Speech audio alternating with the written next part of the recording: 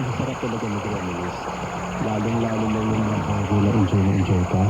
Sarap-sarap balik-balikan, di ba? Talaga hindi mo makakalimutan.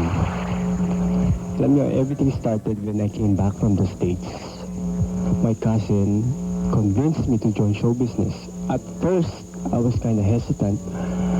Pero, nung once I got to know and got to feel the bug, I guess it started there. Tamang-tama, nagpo-form ang Regal ng bagong batch ng Team Stars na ilo-launch. Nung una, I was paired off with Rufa. And then I discovered na kailangan ko pa talagang matutunan ng ibang bagay sa show business. Then That's Entertainment came along. And talagang masasabi kong unti-unti ako natuto dahil sa continuous exposure namin doon. Ngayon, active ako sa mga TV castings, sa mga pelikula. Sarap talagang mag-artista, lalong-lalo na kapag binibigyan ka ng roles na talagang challenging. It was sad to leave That's Entertainment because I was there for 3 years. But life has to go on. Kaya thank you sa That's Entertainment. More power.